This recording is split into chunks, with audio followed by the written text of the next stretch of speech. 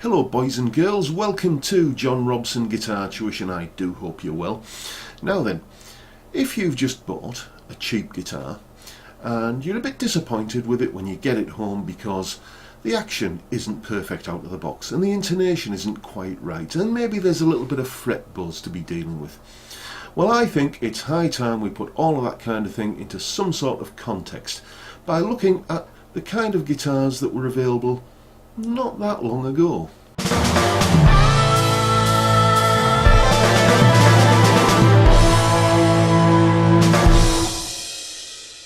Let's have a look at this fine example of a budget guitar from the late 1980s. I remember it well, the Marlin Sidewinder. It was the best-selling guitar in Britain in 1988, and it was also, as you can see, voted best guitar. Not best budget guitar, best guitar, by readers of Making Music.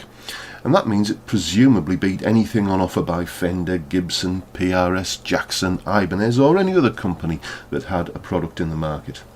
So what features did this wonderful instrument boast? Well, let's have a look at the pickups. There were 3 of them, and apparently we had humbuckers, plural. Now I don't know about you, but I can only see 1 humbucker on this guitar, but maybe I'm missing something. What else? A KKT tremolo and locking nut. Now, note, this is not a double locking system like a Floyd Rose or a Carla. It is just a locking system. The strings don't lock at the bridge, and I will apologise here for the poor quality of the image of the KKT system. I hunted high and low on the internet to try and find a better one than this, but there just aren't that many pictures of the KKT fine-tuning tremolo bridge out there to be found. And it's no wonder really that the guitar world in general is trying its best to forget this horrible, horrible tremolo system. Frankly, your tuning was about as stable as a house of cards built on a jelly standing on top of a spin dryer. It was that bad. What else have we got? Right, a 5-position switch. Okay, so it's got a pickup selector. Isn't that a bit like saying car for sale? Features include steering wheel. Anyway, moving on, we can see that we also have an inlaid fingerboard. So let's have a close-up look at that 12th fret inlay.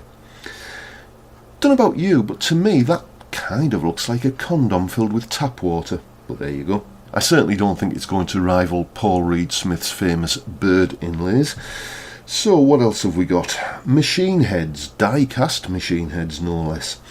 Now the thing about machine heads is that they are lubricated inside the actual gearing mechanism. And I think that Marlin on this guitar used gravel as a lubricant. That's certainly how it felt when you were trying to tune the guitar. And of course then we have the famous neat Allen key holder on the back of the headstock. Yeah, that would be a deal breaker if that wasn't there, wouldn't it? And let's now move on to the information that this advert isn't telling us. Pickup magnets, for example. What are they? Alnico 5? Alnico 2? No, I think we can safely bet that these pickups were based around ceramic magnets. And there's nothing wrong with those per se. Seymour Duncan make the Hot Rails pickup, which is based around a ceramic magnet, as is the DiMarzio Super Distortion, both well-renowned pickups for playing rock. But these pickups on the Marlin Sidewinder were not in that league, frankly. They were awful.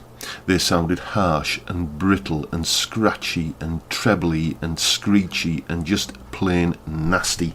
And I can also vouch from personal experience of using one of these guitars way back then, that despite being wax potted, these pickups were microphonic as hell.